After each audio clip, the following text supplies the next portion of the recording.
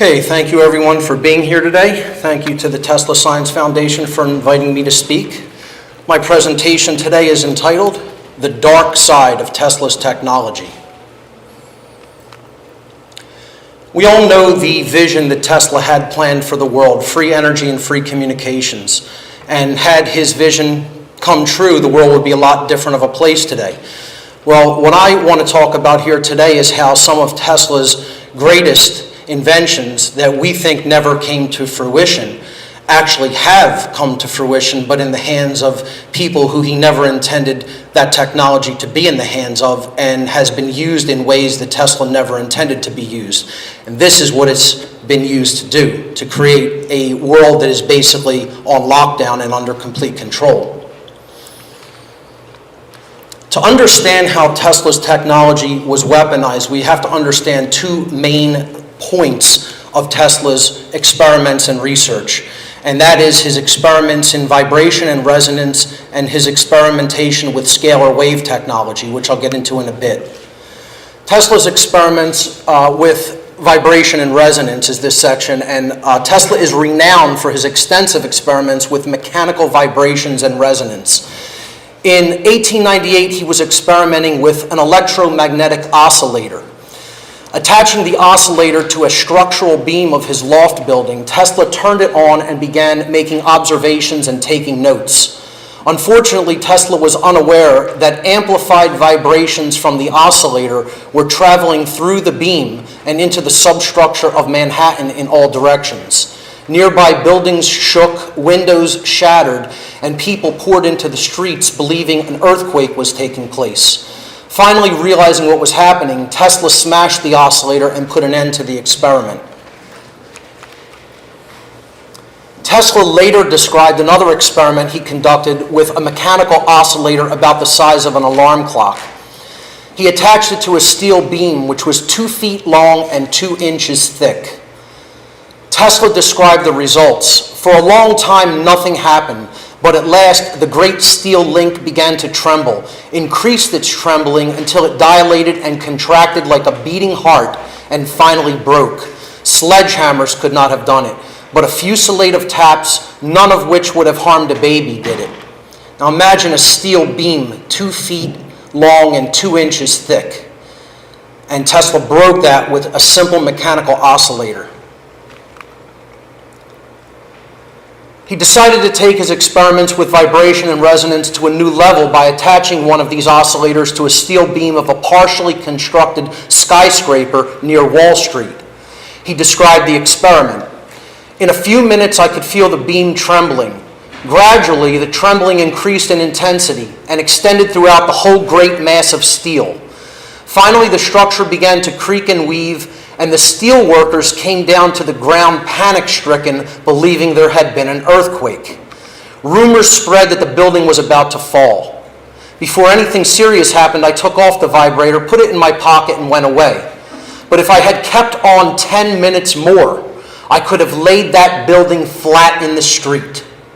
And with the same vibrator, I could drop the Brooklyn Bridge in less than an hour. This is with a simple mechanical oscillator. Tesla continuously touted the awesome potential of mechanical resonance. He once told newspaper reporters that, using one of his oscillator devices, he would be able to, quote, reduce the Empire State Building to a tangled mass of wreckage in a very short time. Pay attention to this part of the description, folks. First, the outer stone coating of the skyscraper would be hurled off. Then the whole vast skeleton of steel, the pride and glory of the Manhattan skyline, would collapse. The next part of Tesla's technology that we have to understand that has been essentially used in ways it was never intended to be used by the great inventor was scalar waves. Tesla was the rediscoverer of scalar waves. In 1899, Tesla rediscovered scalar waves and conducted experiments with them in his laboratory in Colorado Springs. Scalar waves flow at right angles to electromagnetic waves. They're considered to be finer than gamma rays or X-rays. They belong to the subtle gravitational field, and are also known as gravitic waves or longitudinal waves. Many scientists and researchers today refer to them simply as Tesla waves. As a result of his Colorado Springs experiments, Tesla learned how to harness scalar waves from one transmitter to another without using any wires. Tesla later, of course, built a prototype of this magnifying transmitter at Shoreham, Long Island, New York. As we all know, Tesla's funding for this project was revoked after his main financial backer, J.P. Morgan, realized that Tesla's world wireless system would destroy his business profits by allowing people to tap into quote-unquote free energy at no cost. Tesla later discovered that scalar energy becomes bottled from the intersection of two scalar waves. Through interferometry, a technique of crossing scalar wave beams, large standing waves could be combined to produce a focused beam of extremely powerful energy.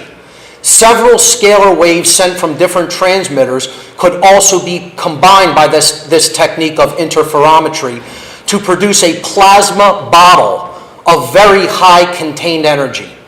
This bottle or shield, it became known as a Tesla shield, could be moved around the planet at will, and the bottled energy could even be detonated remotely.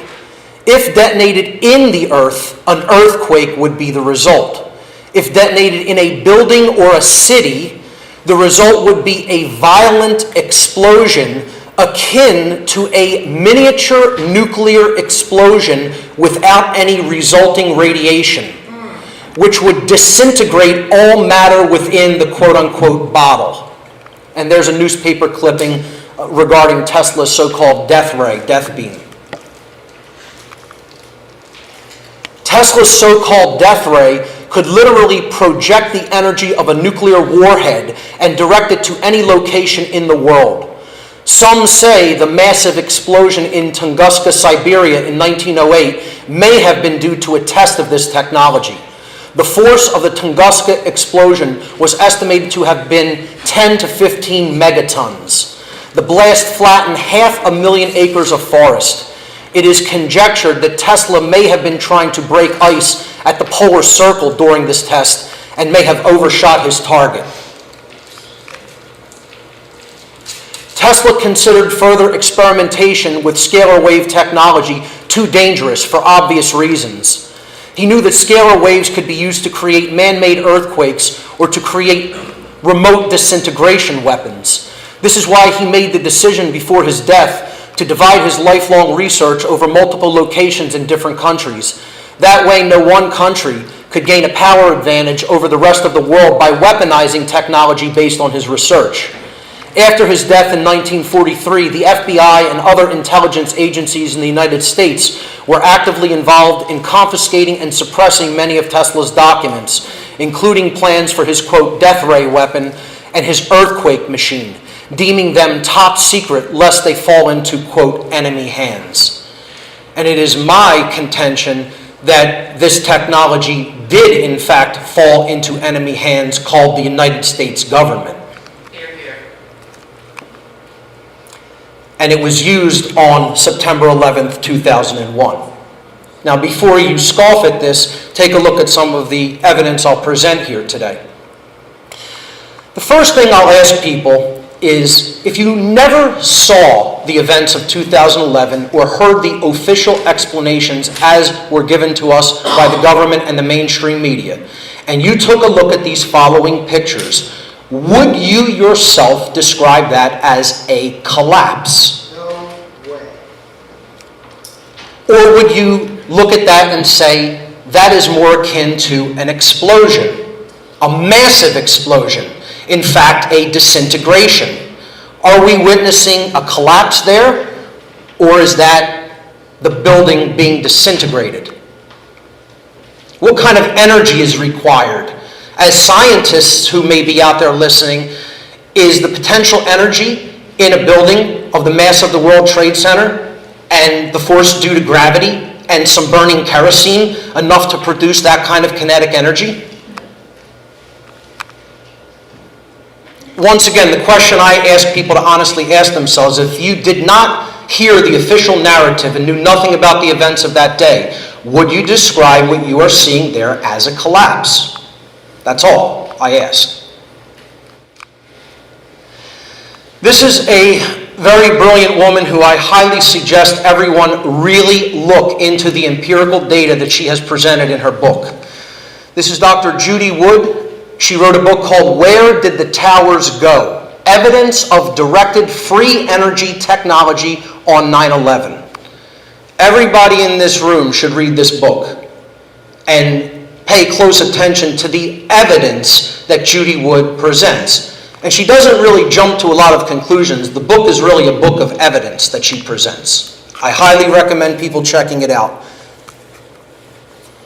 Here is another big part of the evidence, and I want to recall your attention to when Tesla said if he let his oscillator go, it would rip away the stone structure or the concrete structure of the building first, then it would disintegrate the steel and bring it down in a collapse.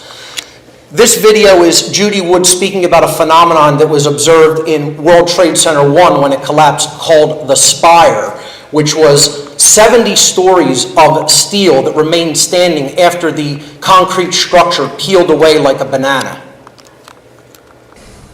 Now we're going to look from B1 and B2 positions as well as from C at what's referred to as the spire. There's that clump of core columns from Tower 1 that seems to remain just a little bit after the rest and then turns to dust. I'm sort of expecting that or suspicious that is right above where those 14 people survived, who thought they would have been crushed and looked up and saw blue sky.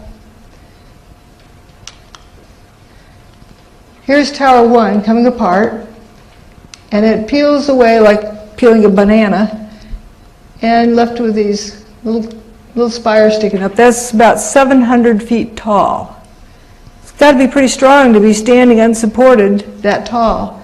Here's Building 7, which is a 47-story building. It's like 650 feet tall, approximately. This has got to be over that. And here's a closer view, and then it starts to drop down and kind of faints, turns to dust. Now, if that thing tipped over, it would take out a few blocks worth of buildings. How's it going to go straight down? You got a 700-foot hole in the ground to drop it into? Okay, for argument's sake, let's pretend we do have a 700-foot hole we're going to drop it into. And you're saying that that's dust that shook off it that settled back here?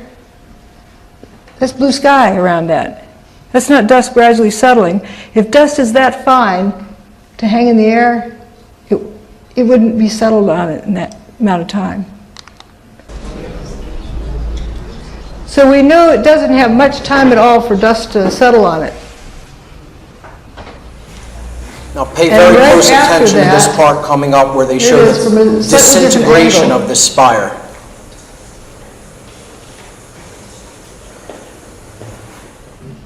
It'll just faint.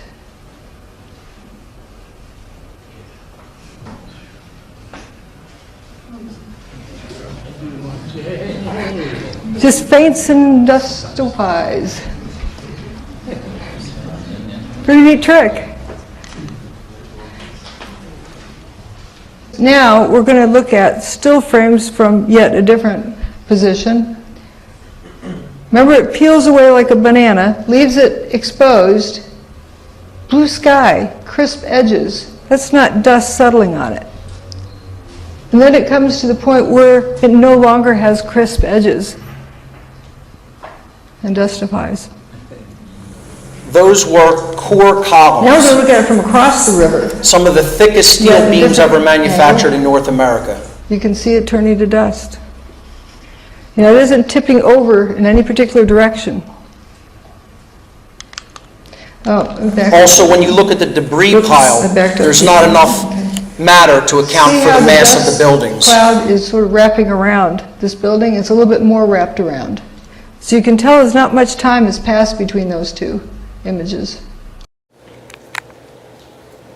Here are those core columns still standing, 700 feet in the air.